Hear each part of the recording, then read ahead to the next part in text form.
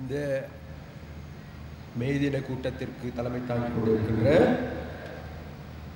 மக்கள் விடுதலை முன்னணியின் அரசியல் குழு உறுப்பினரும் தேசிய தொழிற்சங்க மத்திய நிலையத்தின் தேசிய அமைப்பாளருமான தோழர் லால்காந்த் அவர்களே, அதே போல் இன்று இந்த செம்மேதின கூட்டத்திற்கு வருகை தந்திருக்கின்ற மக்கள் விடுதலை முன்னணியின் தலைவர் தோழர் அனுர திசாநாயக்க அவர்களே, அதே போல் சர்வதேச செயலாளர் தோழர் சோமோ சமரசிங் அவர்களே, அதே போல் செயலாளர் தோழர் டில்வின் சில்வா அவர்களே, அதே போன்று மேடையில் அமர்ந்திருக்கின்ற எங்களது கட்சியின் அரசியல் குழு உறுப்பினர்களே, மத்திய குழு உறுப்பினர்களே,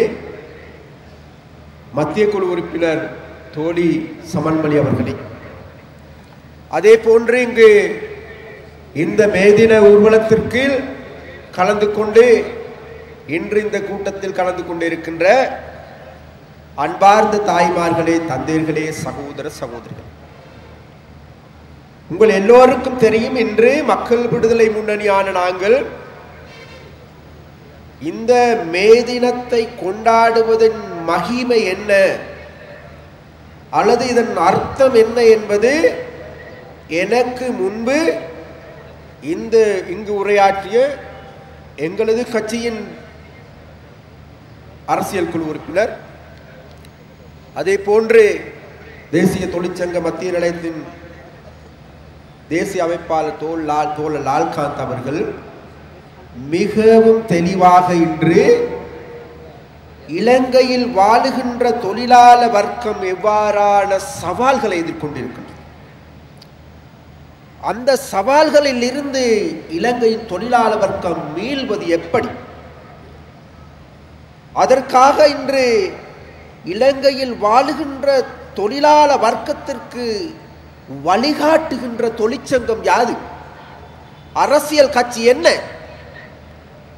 வேறு எதுவும் கிடையாது. இந்த நாட்டில் இலங்கையில் தொழிலாள வர்க்கத்திற்கு தலைமை தாங்குவதற்கு, வழிகாட்டுவதற்கு, வழி நடத்துவதற்கு இருக்கின்ற ஒரே கட்சி மக்கள் விடுதலை முன்னணி ஆகும். மக்கள் விடுதலை முன்னணி மாத்திரமே இலங்கையின் தொழிலாள வர்க்கத்தின் முன்னோடி வழிகாட்டியார். அவ்வாறான கட்சி இன்று கொழும்பு நகரத்தில் மிகவும் பிரமாண்டமான மேதினத்தை நடாத்தி, அதே போன்று இலங்கையில் தொழிலாள வர்க்கத்தை பிரதிநிதித்துவம் செய்வதாக கூறுகின்ற பல கட்சிகள் இன்று தொழிற்சங்க மேதினங்களை நடாத்துகின்றார். ஆளும் கட்சியான ராஜபக்சாவின் அரசாங்கம் மேதினத்தை நடாத்துகின்றது. இந்த ராஜபக்சாவின் அரசாங்கத்தின் கீழ் இலங்கையின் தொழிலாள வர்க்கம் இன்று 9 வருடங்களை கடந்திருக்கிறது. ராஜபக்ச ஆட்சி பீடமேறி 9 வருடங்கள் கடந்திருக்கின்ற இந்த நிலைமையில் தொழிலாள வர்க்கத்திற்கு பெற்றுக் கொடுக்க வேண்டிய உரிமைகள் அல்லது அவர்களுக்குரிய நிவாரணங்கள், சம்பள உயர்வு, பணிக்கொடை சம்பளம் போன்றவற்றையும் கூட பறிக்கின்ற பாவித்தனமான செயற்பாடுகளையே ராஜபக்ச அவர்கள் முன்னெடுத்துக் கொண்டிருக்கிறார். அதனால் இந்த ராஜபக்சா என்பவர் இலங்கையில் வாழுகின்ற தொழிலாள வர்க்கத்தின் பிரச்சனைகளை தீர்க்க போவதில்லை என்பது மிகவும் உறுதி. இதற்கு மேலும் உதாரணத்தை நாங்கள் எடுத்துக்கொண்டால், எங்களது லால்காந்த் தோழர் அவர்கள் மிகவும் தெளிவாக குறிப்பிட்டார்கள். 2005ஆம் ஆண்டு மஹிந்த ராஜபக்சவின் சிந்தனை உருவாக்கப்படுகின்ற போது அந்த சிந்தனையில் குறிப்பிட்டார்கள் தோட்ட தொழிலாளர்களை பற்றி. மஹிந்த ராஜபக்ச ஆகிய நான் இலங்கையில் 180 வருடங்களுக்கு மேலாக அந்த நாட்டில் உழைக்கின்ற மக்கள் இருக்கின்றார்கள். 4 பரம்பரைகள் இந்த நாட்டுக்காக தாங்களது உடலை உரமாக்கியவர்கள் இருக்கின்றார்கள். அது மாத்திரமல்ல, இந்த நாட்டுக்காக அந்நிய செலவாணியை ஈட்டிக் கொடுக்கின்ற உழைப்பால் இன்றைக்கும் உழைக்கின்ற மக்கள். தங்களது உடல் உழைப்பின் மூலமாக இந்த நாட்டுக்கு தேசிய வருமானத்தின் பங்காளிகள் வேறு யாருமல்ல, தோட்ட தொழிலாளர்கள். 180 வருடங்களாக வாழ்கின்ற போதும் அவர்களுக்கென்று ஒரு காணி துண்டு கிடையாது. ராஜபக்ச ஆகிய நான் எனது சிந்தனையில் குறிப்பிடுகின்றேன், நான் ஆட்சி பீடத்துக்கு வந்த பிறகு தோட்ட தொழிலாளிக்கு 7 பர்ச்சேஸ் காணி தருகின்றேன் என்று குறிப்பிட்டார். ஆனால் இன்று 9 வருடங்கள் பூர்த்தியாக இருக்கின்றது. இன்று நாங்கள் கேட்கின்றோம், ராஜபக்ச அவர்களிடம் கேட்கின்றோம், அதே போல் ராஜபக்சாவுக்கு வால் பிடிக்கின்ற இலங்கையின் தோட்ட தொழிலாளர்களது இரத்தத்தையும் வியர்வையும் தாங்களது முட்டிக்காசின் மூலமாக சுரண்டுகின்ற துண்டமான் போன்றவர்கள், திகாம்பரம் போன்றவர்கள், செல்லச்சாமி கள்ளச்சாமியில் இருந்து அனைத்து சாமிகளிடமும் நாங்கள் கேட்கின்றோம். 9 வருஷங்களுக்கு முன்பு மஹிந்த ராஜபக்சவால் வழங்கப்பட்ட வாக்குறுதியில் ஒரு வாக்குறுதி 2005ஆம் ஆண்டு 7 பர்ச்சேஸ் காணி தருகின்றேன், தோட்ட தொழிலாளர்கள் சுகாதாரத்தின் கீழ் மோசமாக பாதிக்கப்பட்டிருக்கின்றார்கள், அதனால் ஒரு பிரதேச செயலாளர் பிரிவுக்கு அது மாத்திரமல்ல தோட்டங்களில் இருக்கின்ற சகல வைத்தியசாலைகளின் கிராமிய வைத்தியசாலைகளாக மாற்றுகின்றேன், கல்வியில் பின்தங்கி இருக்கின்றார்கள், அதனால் அவர்களுக்கு ஒரு பிரதேச செயலாளர் பிரிவுக்கு ஒரு தேசிய பாடசாலை அமைக்கின்றேன், அது மாத்திரமல்ல அரிசி மானியம் தருகின்றேன், அது மாத்திரமல்ல இன்று ரொட்டி சாப்பிடுகின்ற மக்கள் கூடுதலாக தோட்ட தொழிலாளர்கள், அதனால் கோதுமை மானியம் தருகின்றேன், அது மாத்திரமல்ல தோட்ட தொழிற்சாலைகளது பிரச்சனைகளை தேடி அலசி ஆராய்ந்து பார்த்து அந்த பிரச்சனைகளை தீர்ப்பதற்காக விசேட ஆணைக்குழு ஒன்று அமைக்கின்றேன் என்று கூறிய ராஜபக்ச அவர்கள் இன்று 9 வருடங்களுக்கு பிறகு நாங்கள் தேடி பார்க்கின்ற பொழுது ஒரு வாக்குறுதியும் நிறைவேற்றப்படவில்லை. அதற்கு மஹிந்த ராஜபக்சவின் அரசாங்கத்திற்கு வக்களத்து வாங்குகின்ற அவர்களது காலை நக்கி பிழைக்கின்ற தோட்ட தொழிலாளர்களை பிரதிநிதித்துவம் செய்வதாக கூறுகின்ற சந்தர்ப்பவாத தொழிற்சங்கங்கள் அனைத்திடம் நாங்கள் கேட்கின்றோம், ஒரு வார்த்தை திறந்தாய்களா? கடந்த 30 வருடங்களாக வரவு செலவு திட்டம் வாசிக்கப்படுகின்ற போது தோட்ட தொழிலாளர் என்று ஒரு வார்த்தை கூட காண முடியவில்லை. அதனால் இந்த நாட்டின் இன்று 180 வருடங்களாக உழைக்கின்ற மக்கள் இன்றைக்கும் தாங்களது உடல் உழைப்பின் மூலமாக தேசிய வருமானத்தை தேடி கொடுக்கின்ற மக்கள் தோட்ட தொழிலாளர்கள். அந்த தொழிலாளர்களது உரிமைகள் பறிக்கப்பட்டிருக்கின்றது, நசுக்கப்பட்டிருக்கின்றது, அவர்கள் அடக்குமுறைக்கு உள்ளாக்கப்பட்டிருக்கின்றார்கள், வஞ்சிக்கப்பட்டிருக்கின்றார்கள். இவ்வாறு வஞ்சனையில் இருந்து தோட்ட தொழிலாளர்களை மீண்டெழ வேண்டிய காலகட்டம் வந்திருக்கின்றது. தோழர் லால்காந்த் அவர்கள் குறிப்பிட்டது போன்று நாட்டில் இருக்கின்ற அனைத்து தொழிலாளர்களும் அணிதிரள வேண்டும் தாங்களது உரிமைகளுக்காக. அரசு ஊழியர்கள் என்றாலும் சரி, தனியார் துறை ஊழியர்கள் என்றாலும் சரி, தோட்ட தொழிலாளர்கள் என்றாலும் சரி, இதன் பிறகு நான் அந்த சங்கம், நீ இந்த சங்கம், நான் அவனது கட்சி இவனது கட்சி என்று நாங்கள் பிரிந்திருப்போமானால் எதிர்வரும் காலத்தில் எமது நாளைய பரம்பரையை குழி தோண்டி புதைப்பதற்கு ஏதுவான நடவடிக்கைகளை வேறு யாருமல்ல நாங்களே எடுப்பதற்கான சமமாகும். அதனால் இலங்கையில் வாழ்கின்ற தோட்ட தொழிலாளர்களிடம் நாங்கள் கேட்கின்றோம். விசேடமாக மதுரை மாவட்டம், நுவர்லியா மாவட்டத்தில் வாழ்கின்ற தோட்ட தொழிலாளர்களிடம் நாங்கள் கேட்கின்றோம், பொறுத்தது போதும், பொங்கி எழுகின்ற காலம் வந்துவிட்டது, உங்களது உரிமைகளுக்காக போராட வேண்டிய காலகட்டம் வந்துவிட்டது. அது மாத்திரமல்ல, இது நாள் வரைக்கும் சலுகைகளுக்கு பின்னால் சென்று அவர்களது சாக்கடையில் விழுந்திருந்த நிலைமையை மாற்றி எதிர்வரும் காலங்களில் உரிமைக்காக வேண்டி போராட வேண்டிய தளத்தை ஏற்படுத்த வேண்டிய நிலைமை இருக்கிறது. அதற்காக மக்கள் விடுதலை முன்னணி தயார். அதற்காக மக்கள் விடுதலை முன்னணியின் கீழ் இயங்குகின்ற அகில இலங்கை தோட்ட தொழிலாளர் சங்கம் தயார். அதனால் வாருங்கள், மக்கள் விடுதலை முன்னணியோடு இணையுங்கள். மக்கள் விடுதலை முன்னணியின் கீழ் இயங்குகின்ற அகில இலங்கை தோட்ட தொழிலாளர் சங்கத்தோடு இணையுங்கள் என்று இந்த மேதிடத்தில் இருந்து நாங்கள் அறைக்கூல் விடுக்கின்றோம். அதே போன்று இன்று மறுபுறத்தில் ராஜபக்ச அவர்கள் ஆட்சி பீடம் ஏறி இன்று 9 வருடம், யுத்தம் முடிந்து 4 வருடமாக. இன்று இந்த யுத்தத்தை பற்றி பேசுகின்ற போது இன்று எல்லோருக்கும் தெரியும், இன்று வடபகுதி பிரச்சனை என்பது பூதகரமான பிரச்சனையாக மாற்றியிருக்கிறார். ஏன் மாற்றியது யார்? இந்த நாட்டில் தமிழ் மக்களை ஒடுக்குமுறைக்குள்ளாக்கியது யார்? உரிமைகளை பறித்தது யார்? வேறு யாரும் அல்ல, கடந்த 66 வருடங்களாக ஆட்சி செய்த முதலாளித்துவ ஆட்சியாளர். அவன் தமிழனா சிங்களவனா முஸ்லிமா என்பது அல்ல.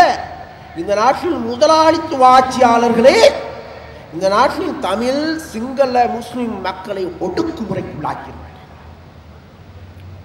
ஏனென்றால் வேறு எதுவும் அல்ல, தொடர்ந்தும் இவர்கள் ஆட்சியில் இருக்க வேண்டும் என்றால், தொடர்ந்தும் தங்களது அதிகாரத்தை தக்க வைத்துக் கொள்ள வேண்டும் என்றால், இந்த நாட்டில் தமிழனையும் சிங்களவனையும் முஸ்லிமையும் தாங்கள் அனைவரும் ஒரு இலங்கையராக ஒரு கொடியின் கீழ் அணி திரள்வதை தடுக்க வேண்டும்.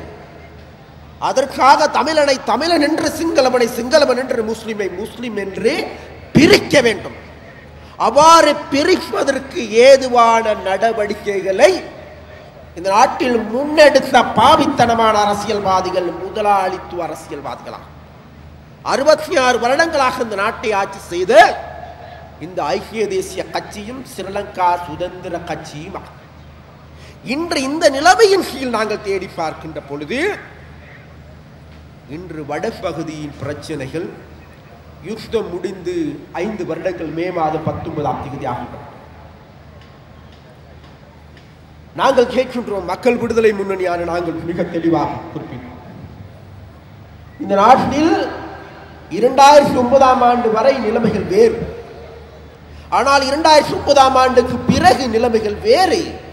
அந்த நிலைமை மாற்றமான நிலைமைக்கு ஏற்ப தன்னை மாற்றிக்கொண்ட ஒரே கட்சி மக்கள் விடுதலை முன்னணி.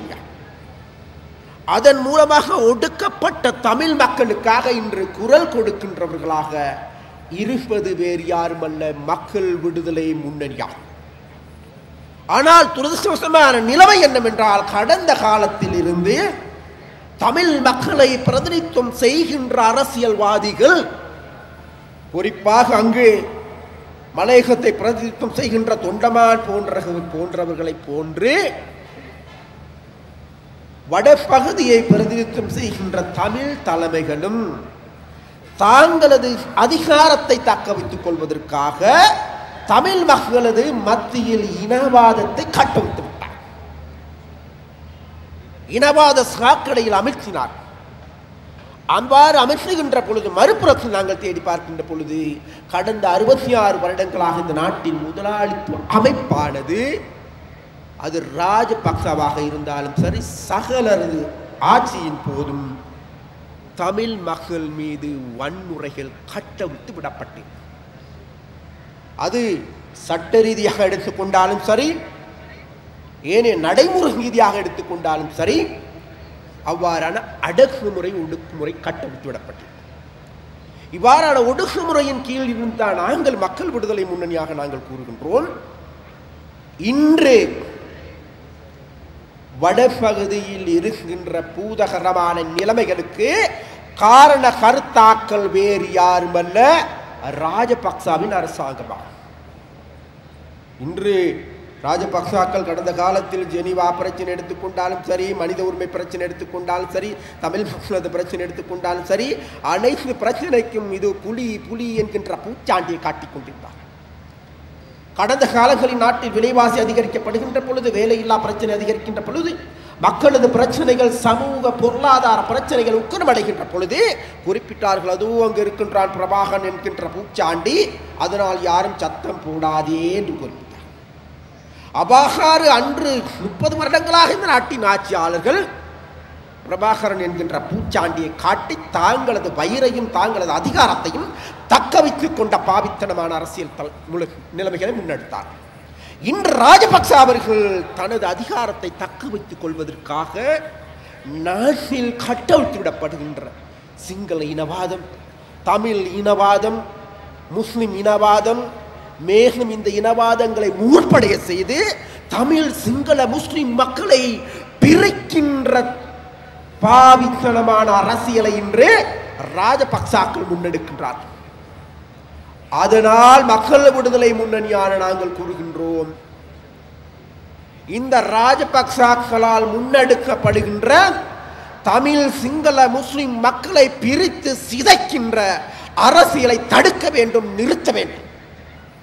அதை தடுப்பதென்றால், நிறுத்துவதென்றால், இந்த நாட்டில் இருக்கின்ற சகல இனவாதங்களுக்கு முற்றுப்புள்ளி வைப்பதென்றால் அது வேறு யாருக்கும் அல்ல, மக்கள் விடுதலை முன்னணிக்கு மாத்திரமே முடியும்.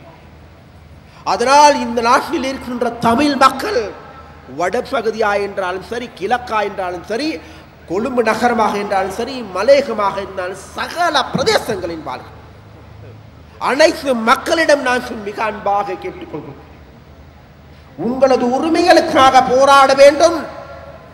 இன்று உங்களை பிரதிநிதித்துவம் செய்கின்றவர்கள் உங்களது உரிமைகளுக்காக போராடவில்லை, அவர்களது இருப்புக்காக போராடுகின்றார், அவர்களது சலுகைகளுக்காக போராடுகின்றார்களே தவிர உங்களது உரிமைகள் அல்ல.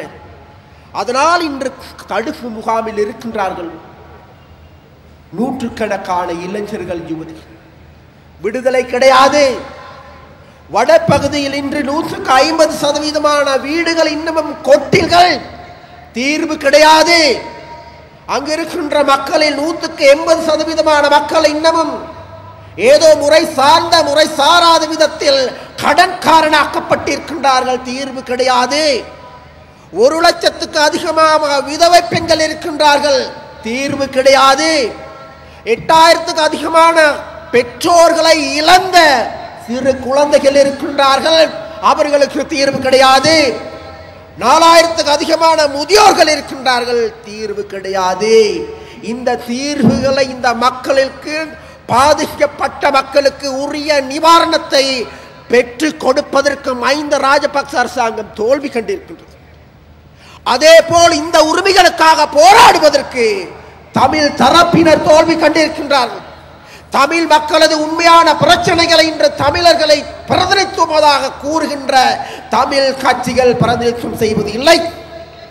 மாறாக அவர்கள் கூறுகின்றார்கள், இதோ இந்தியா வருகின்றான், நோர்வே வருகின்றான், ஆப்பிரிக்கா வருகின்றான் என்று கூறுகின்றார்களே தவிர இந்த நாட்டில் ஒடுக்கப்பட்ட மக்கள் இருக்கின்றார்களே, இந்த நாட்டில் சிங்கள மக்கள் இருக்கின்றார்களே, இந்த நாட்டில் ஏனைய கட்சிகள் இருக்கின்றனவே, இந்த நாட்டில் மக்கள் விடுதலை முன்னணி இருக்கின்றனவே, இந்த கட்சிகளோடு சேர்ந்து இந்த மக்களது உரிமைகளுக்காக போராடுவோம் என்கின்ற நிலைப்பாட்டுக்கு அவர்கள் வர மறுக்கின்றார்கள், வரவு மாட்டார்கள். ஏனென்றால் இன்று ராஜபக்சா என்பவர் இங்கு இருக்கின்ற முதலாளிகளை பிரதிநிதித்துவம் செய்கின்ற தலைவர் போலவே வடபகுதியில் இன்று இருக்கின்ற தமிழ் கட்சிகள் என்பது தமிழ் முதலாளிகளை பிரதிநிதித்துவம் செய்கின்ற அல்லது பிற்போக்குவாதிகளை பிரதிநிதித்துவம் செய்கின்றவர்களாகும். அதனால் இன்று தமிழ் மக்களுக்கு பாரிய சவால் இருக்கின்றது. நாங்கள் நாடு முழுவதும் கூறுகின்றோம், இந்த நாட்டில் தமிழ் மக்களுக்கு மாத்திரம் அல்ல பிரச்சனை, இந்த நாட்டில் கூடுதலான வறுமைக்குள்ளாக்கப்பட்ட பிரதேசம் சீம்பலாண்டு பிரதேசம், கூடுதலாக சிங்கள மக்கள் வாழ்கின்றார்கள். ரிதியமால பிரதேசம் கூடுதலாக சிங்கள மக்கள் வாழ்கின்றார்கள். விபச்சார தொழில் முதலாவது ஸ்தானம் அனுராதபுர மாவட்டம், கூடுதலான சிங்களவர்கள். இந்த நாட்டில் குடு, கசிப்பு, கஞ்சா போன்றவற்றுக்கு இரையாகுவது யார்? சிங்களவர்கள். அது மாத்திரமல்ல, பாதாள கோஷ்டி அனைத்துக்கும் இரையாகின்றவர்கள் யார்? வேறு யாருமல்ல, இந்த நாட்டில் சிங்கள மக்கள். அதனால் இந்த நாட்டில் 66 வருடங்களாக ஆட்சி செய்த இந்த ஆட்சியாளர்கள் சிங்கள மக்களது பிரச்சனையும் தீர்க்கவில்லை. அதனால் சிங்கள மக்களும் தமிழ் மக்களும் முஸ்லிம் மக்களும் பிரச்சனைகள் தீர்க்கப்படாதிருக்கின்றது. அதனால் இவ்வாறு ஒடுக்கப்பட்ட மக்கள் இன்று ஒன்றிணைய வேண்டிய தேவை இருக்கின்றது. அதன் நிமித்தமாகவே மக்கள் விடுதலை முன்னணி இன்று மக்கள் குரலை மக்கள் சக்தியை கட்டி எழுப்புகின்ற செம்மே தினம் என்று அழைக்கின்றது. இதனுடைய தொனி பொருள் மக்கள் குரலை பலப்படுத்த வேண்டும், ஒடுக்கப்பட்ட மக்களின் குரல் ஒரு கருத்தியலாக மாற்ற வேண்டும், அதன் மூலமாக ஒடுக்கப்பட்ட மக்கள் அனைவரையும் அணி திரட்ட வேண்டும். ஓர் அணியில் அணி திரண்டு இந்த நாட்டில் 66 வருடங்களாக நடந்து கொண்டிருக்கின்ற சாபக்கேட்டில் இருந்து மீள வேண்டும். அவ்வாறு மீளுவதற்கான செயற்பாடுகளை முன்னெடுப்பதற்கு, அவ்வாறான அரசியலை முன்னெடுப்பதற்கு மக்கள் விடுதலை முன்னணி தயார். அதனால் இலங்கையில் இருக்கின்ற ஒடுக்கப்பட்ட தமிழ் சிங்கள முஸ்லிம் மக்களை, இந்த நாட்டில் கஷ்டப்படுகின்ற தமிழ் சிங்கள முஸ்லிம் மக்களை, உங்களது கட்சி என்பது வேறு எதுவுமல்ல, மக்கள் விடுதலை முன்னணி மாத்திரம். அதனால் மக்கள் விடுதலை முன்னணியோடு அணிதிரளுங்கள். இந்த மேதின கூட்டத்தில் இன்று யாழ்ப்பாணத்தில் இருந்து, கிளிநொச்சியில் இருந்து, முல்லைத்தீவில் இருந்து, வாரிக்குட்டியில் இருந்து, வவுனியாவில் இருந்து, சகல பிரதேசங்களிலும், மறுபுறத்தில் மட்டக்களப்பில் இருந்து, காத்தான்குடியில் இருந்து, அம்சாரையில் இருந்து, நுவர்ஹனியாவிலிருந்து சகல பிரதேசங்களிலும் தொழிலாளர்களை, தமிழர்களை, சிங்களவர்களை, முஸ்லிம்களை பிரதிநிதித்துவம் செய்கின்ற ஒரே மேதினம் மக்கள் விடுதலை முன்னணியின் இந்த மேதினமாகும். அதனால் அந்த மேதின கூட்டத்தில் கலந்து கொண்ட உங்கள் அனைவருக்கும் எனது நன்றியும் வாழ்த்துக்களையும் தெரிவித்துக் கொண்டு, எதிர்வரும் காலங்களில் மக்கள் விடுதலை முன்னணியால் முன்னெடுக்கப்படுகின்ற அரசியல் நடவடிக்கைகளுக்கு உங்களது ஆதரவை தாருங்கள், அதை வலுப்படுத்துங்கள். வலுப்படுத்துவதற்கான கூடுதலான சக்தியும் வலுவும் மேலும் மேலும் கிடைக்க வேண்டும் என்று கேட்டுக்கொண்டு உங்களிடமிருந்து விடைபெறுகின்றேன். மக்கள் விடுதலை முன்னணி வாழ்க, சர்வதேச தொழிலாளர் தினம் நீடூடி வாழ்க என்று கூறிக்கொண்டு விடைபெறுகின்றேன். நன்றி, வணக்கம்.